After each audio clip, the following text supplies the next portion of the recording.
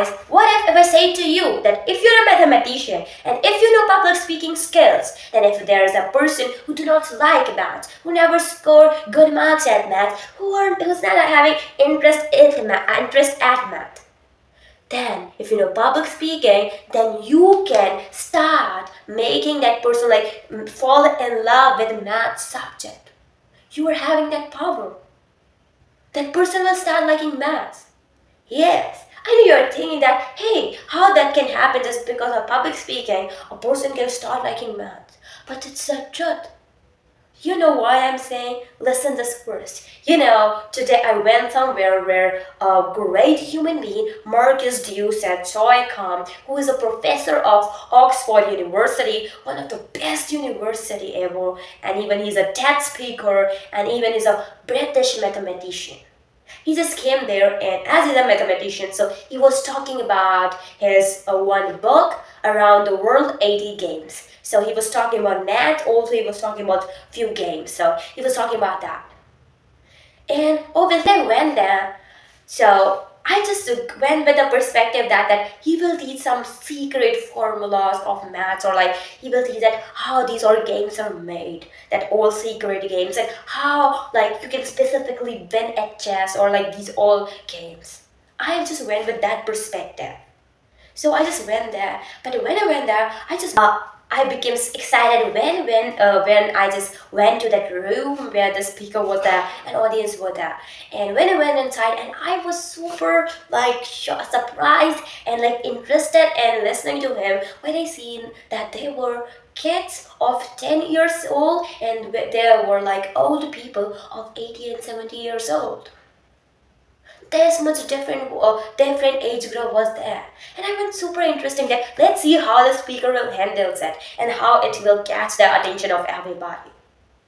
So I was super excited. Let's see how that speaker will handle this thing, that as there are kids who like so much humor, who just like that curiosity, who like engagement in this thing, but there are older people who just love to talk about much more old thing, 90s thing. So let's see how the speaker will handle that. So I was very curious to know. But if I tell you, the speaker, as I told you, was this much intelligent, he handles with that public speaking skills that till the end of his speech, everybody was listening. And everybody was not moving, looking at anywhere. When it comes to 10 years old, when it comes to 80 years old. Just because of his public speaking skills. And literally he was talking about math and games. But you know why they were interested? Just because of few things. Because at point he was talking about the games of snake and ladders, Ludo, chess, and some old games.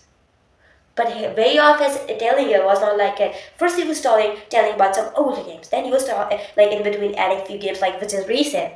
Then he was adding few games which are he just told that it's worst. Then he told that, hey, those all the great things are there. What are the benefits? Then he said that thing. Oh, wait a minute. That there is particular religion of people who do not like this kind of game. He just told that thing that, hey, this is a benefit. Then he randomly jumped to the topic that, hey, these are the people who do not like, but these are the rest of the people who like. Then randomly, he just was engaging that, hey, anybody like this game? Hey, this is the worst. Anybody like this game? This is my favorite. Anybody? He was making people engage. He was telling that anybody likes it, people were raising hands. He was engaging people. And even he was cracking humor again and again. And that's what was interesting part. And even the kind of connection he was building was incredible. The way he was engaging, the way he described everything was literally marvelous, mesmerizing. Because when he was just describing everything was literally amazing. When he was telling about snake and ladder game, he was telling that why those snakes are important, and how that snake hair burst when ladder is there. If all the snake will go, what losers will be there. And how he was telling everything. He was even behave like snake. How snake behave, how ladder behave. He was adding those funny parts. And that what made everybody engaged in it. And everybody listened till the end. And even I've seen there was literally crowd was there just running and fighting to buy his book. Before they were not interested because before it was also available, nobody bought it. After that speech, everybody was interested. Just because of the thing that he just did some drama, he just explained something, he just made audience engaged, and even he didn't tell much about it.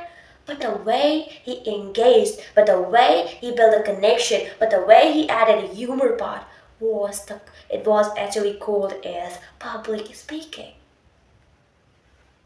And that's what audience need, that connection, that humor as a human tendency is, and that engagement of the people. And even he took the question answers from the kids also. And that's what's the thing. That's what. And even I've seen people that at the starting they were saying that, hey, it must be something like very different. Let me just go from here. It must be boring because it's about maths and games. Like it must be boring, or like they were saying something like that. Hey, maths, I didn't find it that interesting. Like I have seen people talking about it there because I went a little bit early there. But after that, I find that they were like, wow, saying little like it is amazing. It was fun, and they were literally so interested in it. After that, they became so interested in about that old maths thing, and those all. So this is what is actually called public speaking. Yes, if you know public speaking, guys, you can be like him.